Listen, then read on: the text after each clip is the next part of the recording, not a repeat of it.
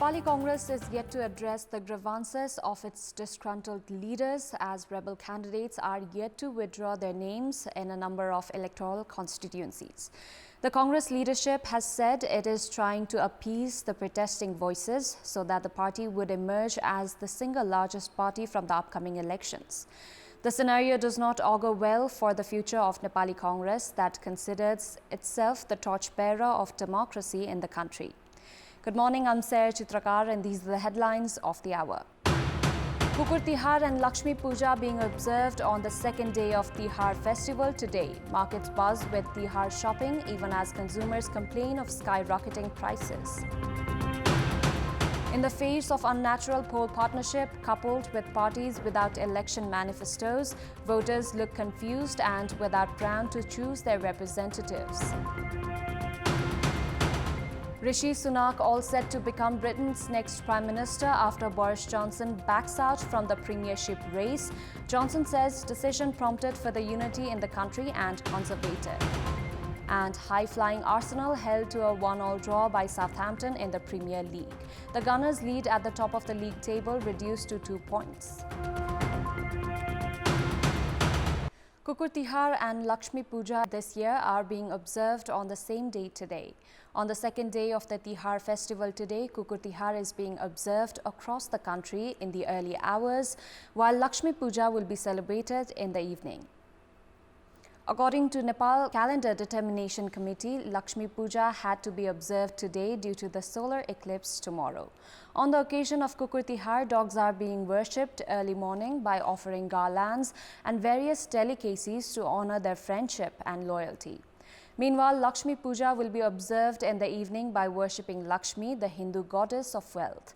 Gai Puja will be observed tomorrow morning, while partial solar eclipse will begin at 4:52 p.m. and end at 8:24 p.m. tomorrow itself. Mahapuja and Govardhan Puja are scheduled to be observed on Wednesday as per the committee. The auspicious timing for Bhaitika this year is at 11:37 a.m. on Thursday. Voters bank on the election manifestos of leaders and parties to choose their preferred leaders. Interestingly, the main parties and a number of candidates are yet to issue their election manifestos with less than a month remaining for the November 20th elections. The electoral alliance of parties with contrasting ideologies with a complete disregard for voters has made the days preceding to the polls busy with door-to-door campaigning without election manifestos. With the election less than a month away, political parties and candidates are now busy asking for votes. Ironically, the main parties who have been at the helm of the government are without election manifestos. The parties without election manifestos in the meantime have intensified door-to-door campaigning, even as they have no agendas to show in the absence of manifestos.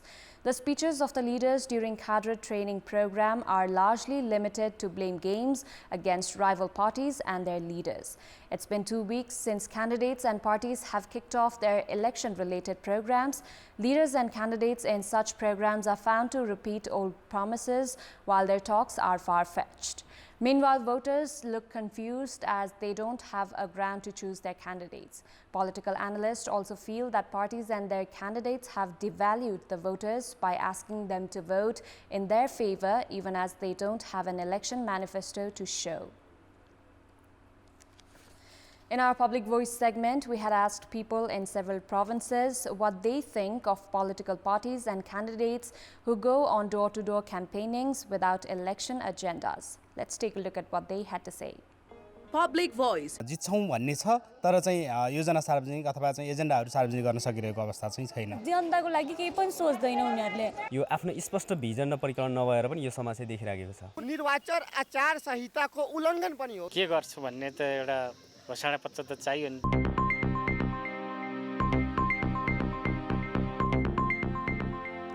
The festival of Tihar, one of the major Hindu festivals, has already started. Synonymous to its name of Festival of Lights, we see houses decorated by colorful lights in every nook and corner.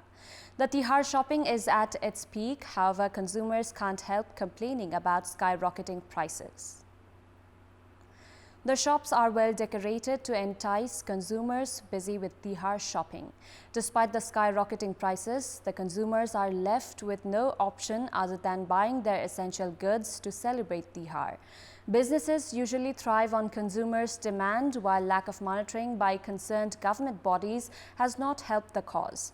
There is a large throng of Tihar revelers buying essential goods, especially dry fruits, electric and oil-fed lamps, flower garlands, fruits, garments, among other items. The entire country is now immersed in the festival of lights, while consumers have complained of mismanagement in operating marketplaces.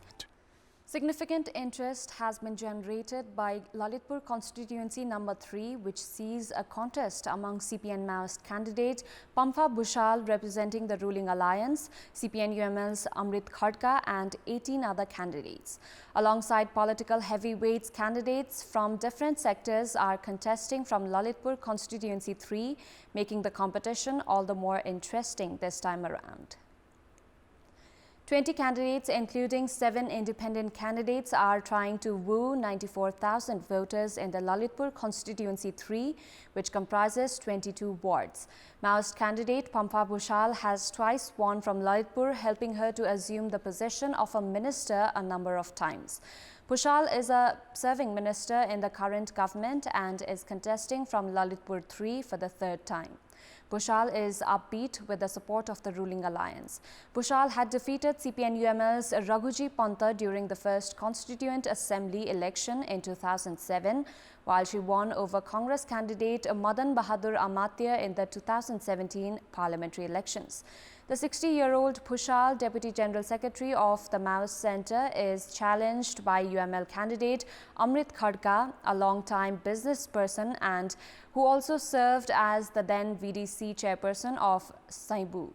Likewise, independent candidate of Dr. Toshima Karki, who has resigned from her work at Patan Hospital to contest the election, has provided some more interest to the election contest. The analysis of votes during the local elections in May revealed that there is not much difference between the ruling alliance and opposition, which makes the contest in Lalitpur 3 all the more interesting this time around. Time now for our segment, Public Pulse, where you text us with your opinion. Public Pulse. Here's the question: why have flood and landslide victims failed to receive timely relief assistance? Your options are A, indifferent government, B, lack of pressure, and C, inadequate resources. Voting is on. Type NEWS, select your option A, B or C and send it to 34001 to share your opinion with us. Time now for international update.